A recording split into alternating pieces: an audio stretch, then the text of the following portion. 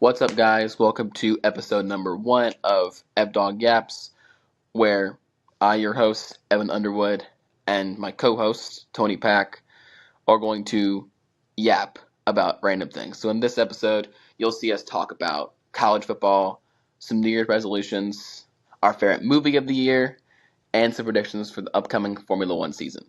Hope you guys enjoy. So I think we both saw the college football playoffs. I think we saw how that turned out. I did not have Miami versus Ole Miss at all. I don't think most people did. I'm a Bama fan. I hated Yeah. seeing Indiana get. We haven't lost that bad in my entire life. I think it's been like 30 years, like score wise. But Almost, yeah. what were some of your thoughts about it? So, first thought, and I hate to brag on myself, but I gotta take credit for this one. I called Miami beating Ohio State from the start. I had it in my bracket. Matter of fact, I started out so good. Second round, I was feeling good. First 3 games were all kind of going according to plan.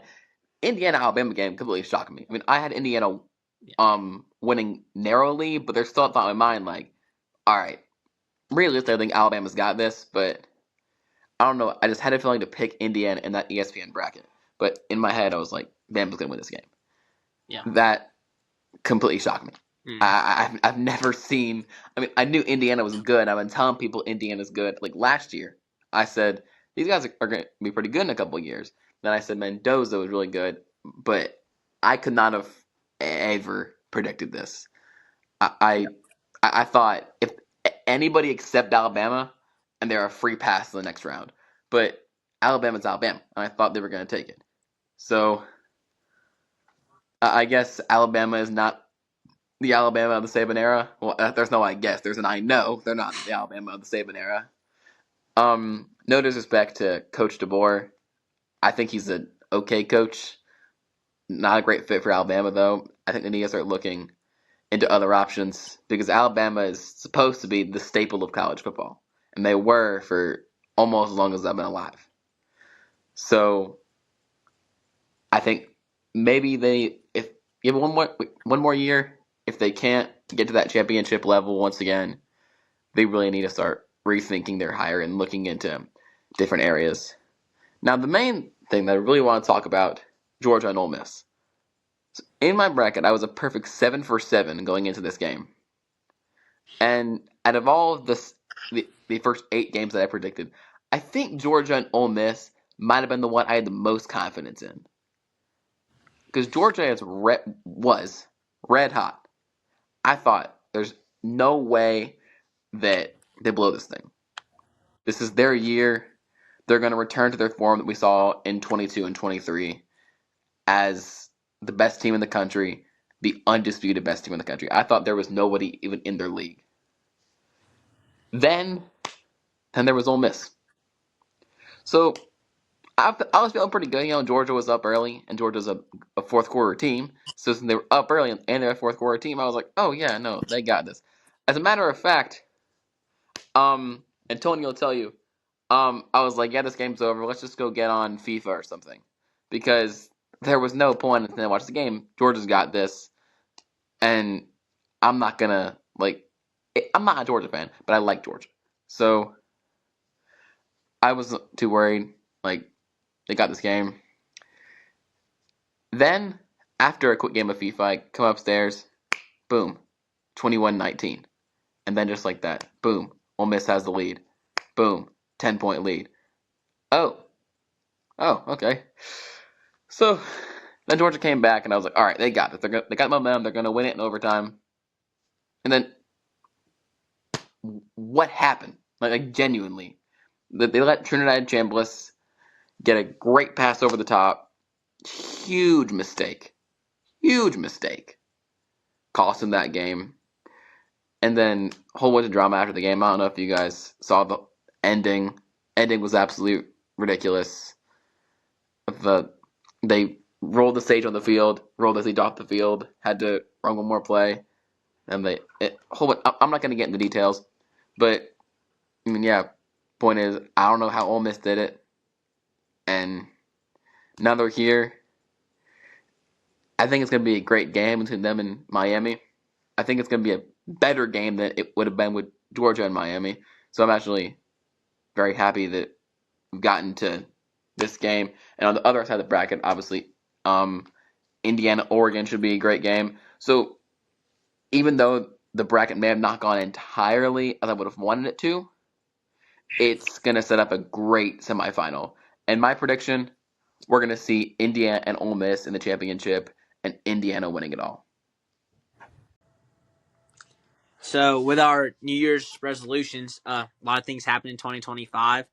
As you probably know, as most people know, 2026 is going to be stacked with movies. We have Doomsday, which is Dune Part 3, and Avengers, what is it? Avengers Doomsday.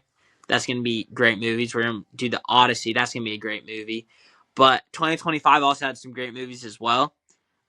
Personally, my favorite was Superman because I feel like it was a really good adaptation of Superman, of just how it portrayed him, and just like a hope for humanity. You know, during the summer, watching it with your friends was just like it was a really really good vibe. But so I'd probably say Superman's my favorite movie from last year. How about you, Ev? I actually never got that chance to see Superman. I'll probably watch it at some point soon. I'll let you bring it up. But my favorite movie of last year was the F1 movie. Some of you guys that know, I've always liked F1. Really started to get into it a lot more after that movie came out. Things that really stood out with this movie was character growth, not just as drivers, but more so just as people. We see, especially from Joshua, that he comes from being this young, cocky guy just coming into the F1 circuit, and now he thinks like he's the best. He deserves more, but he quickly realizes something that a lot of young drivers learn is that you need a good teammate to get you there. He needs someone like Sonny who maybe a little bit past his prime, maybe not the most skilled driver, but just a good teammate. Yeah. And that really propels Joshua to continue to be a better driver as he gets better performances and just matures more as a person and driver. Especially the moment I really see him grow a lot is after his wreck at Monza. Not sure if you guys remember that specific part, but that's where he didn't listen to Sonny. He ignored his order. Went in for the attack for P1 and failed and had a huge wreck. Led him out for a couple of weeks. And that's when he realized, hey, maybe this guy knows what he's talking about. Maybe I need to listen to him. And we hear the phrase, respect your elders. I think that's something that he learned that Sonny has a ton of experience. All forms of racing for what it appears to be over 30 years of racing experience. And when Joshua really listens to him, he becomes a better driver, becomes a better person, and starts to also focus more on things that are important and kind of cuts out everything else. Like there's the scene in Vegas where he says like I have a race tomorrow. I'm not focused on the outside stuff. I'm focused on here. This race. This race is important. Every race is so important, as that movie makes abundantly clear. And I think, to me, it was more than just a racing movie. I think that's what all good racing movies do so well is that they always portray such a good story. I mean, my parents who could care less with F1, they're both huge NASCAR fans. That movie got them interested in Formula One. They both loved the movie just like I did. And I would say that movie is probably my favorite movie of all time. I've seen it 3 times since it came out. Just it's like it gets better every single time. So yeah, I would encourage you guys to watch that movie, even if you're not into Formula One. Because number one, it might get you into Formula One. You might find out that's something that you really like, and also it's just great character growth and great actors. Brad Pitt did an amazing job. Lewis Hamilton did a great job as the producer. Overall, just a great film. So I would recommend you guys really watch it, and also to watch Superman, which I definitely have to do. I have a streaming service called Apollo where I can watch a whole bunch of movies. So I'll definitely have to find that and watch it in the coming weeks. So after talking about the F1 movie, something else I think's big that we gotta talk about is the upcoming F1 season and the previous F1 season. So I think some of you guys might watch F1. I think it's become more of a trending topic. More people are getting into it every day, it seems like. I think that's awesome. So hopefully you guys can learn a bit about F1 from this video. So in 2025, some of you guys know, new rising star Lando Norris, he won his first world championship, ending Max Verstappen's 4-year run of being the world drivers champion, and McLaren repeated as the world constructors champion, led by Lando Norris and Oscar Piastri. Now, coming into this 2026 season, things are going to shuffle up. There's some new regulations. The car is going to become a little bit smaller, not going to be quite as long or wide. So that'll definitely be interesting. Should make for perhaps easier overtakes. Maybe the car will be a little bit faster. I don't quite know everything about it. Do your research on that and the new regulations that are coming into the 2026 season. But I think one of the main things is we have a rebranded team, and as fans of other sports, they call it an expansion team. So the rebranded team, Audi is the new rebranded team of State Kick Sauber, who was rebranded team of Sauber Alfa Romeo. Yeah, they've rebranded 3 times in like 3 years. 3 times in 4 years. And this new Audi team, keeping the same drivers that Kick Sauber had, which are the promising Gabriel Bortoleto and the veteran presence in Nico Hülkenberg. I think I'm pronouncing that right. I actually got no clue in the pronunciation. I might have butchered that horribly. But yeah, as a rebranded team, they might be a little bit better. They're more of a smaller market team generally, so I don't know how well the rebranded Audi team will perform. They could be competing for that P6 spot, which is a big deal to a smaller market team because they get a lot more prize money than they would in P7 or P8. It's a huge step up to prove they're ready to compete with the top teams. And another team is the expansion team, Cadillac. Ironically, sponsored by Jim Beam, an alcohol company. I know that's funny. On a race car. Alcohol company. That's the most American thing I can think of. So Cadillac comes into the sport, the new guys, not the first American team. A lot of people think they are the first American team. I keep hearing about that. Not quite true. Obviously, there's Haas F1 team, but with Cadillac coming into the sport should be very interesting. Even though they are going to be the youngest team in terms of how long they've been a team, they're bringing in 2 great veteran drivers in Checo Perez and Valtteri Bottas. Checo had a great year winning a Constructors' Championship in 2023 with Red Bull Racing, and Valtteri Bottas most recently drove for State Kick Sauber. Before that, had a pretty successful couple of years with Mercedes AMG. So both will bring something unique to the table. They both have great driving styles. In my opinion, I think Checo will be more of the number 1 driver. He's got that X factor to him. As some of you guys might know, he once went from 18th into 1st in the same race after getting wrecked on lap 1 at the Sakir Grand Prix. I think that might have been in 2019, I believe.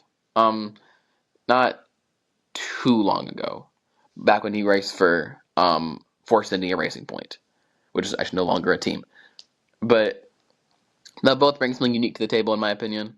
I don't expect Cadillac to be fighting for wins or podiums. They might get 1 or 2 this year, but I hope they prove me wrong because they won't be my number 1 team. As you guys probably know, my team is McLaren, but I'll still be rooting for Cadillac to beat some of those smaller market teams, including Haas, Alpine, Williams, maybe Aston Martin. I'm kind of mixing Aston Martin. My favorite driver, Fernando Alonso, is probably going to be his last year in Formula One. So hopefully he can push for a 3rd title. I think that'd be awesome. He won the championship in 05 and 06 ending Michael Schumacher's legendary run leading up to those years. So, hey, it's very possible that he gets this in 2026. I read something that, like, in 06, he won the championship the year after the Pope died. This year, the Pope died, and, well, he might win one next year. That's obviously a ridiculous coincidence, but hey, you never know. So I don't know if Aston Martin will necessarily be competing for a constructors championship. I've been hearing that the car is going to be a lot better this year. Still not quite sure if they're ready to compete with the big four teams, or should I say the big three teams. I don't know if we're still going to consider Ferrari one of those top teams after last horrific year. But maybe they'll bounce back, get back up to competing. But my final predictions, I have George Russell winning the World Drivers' Championship for Mercedes AMG Petronas Racing. And I have McLaren taking over the Constructors' Championship for the third in a row. No bias. I think Lando's going to finish second or third, and Piastri will finish just after him. Could be flipped, but I think the strength of the two drivers being so good is really going to provide an advantage, because I'm still not quite sold on the strength of Kimi Antonelli for Mercedes being able to get them to a Constructors' World Championship and complete the double championship with what I believe Russell will be able to achieve in the Drivers' Championship. So I would say 1 through 5 predictions for drivers. Like I said, George Russell, Lando Norris, Max Verstappen, Oscar Piastri, Fernando Alonso. I think Fernando's going to go all out this year and get in that top 5 position over, some may say, Charles Leclerc would get in that pit spot. I don't see it. I don't.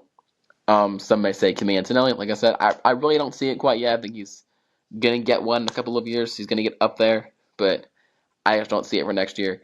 And then in the Constructors' World Championship, my prediction is McLaren, Mercedes, Red Bull, go Aston Martin, and then Ferrari. Obviously, Lance Stroll has to pull his weight for Aston Martin, so I guess we'll see how that goes. But I think they will be able to compete. And then in that P6 spot, getting that best of the back, and that huge payout, my prediction for that is Williams Racing with Alex Albon and Carlos Sainz. So I guess we'll see if these predictions pay out. You guys can leave your own predictions in the comments if you want to. Well, if you did, congrats on making it this far. Thank you guys for watching. We both really enjoyed this, and looking forward to making some great episodes in the future. So you guys can leave in the comments some suggestions, what you liked, what you didn't like, some topics that you'd like to see us discuss in the future. As always, keep God first, and this is Evan Underwood, signing off.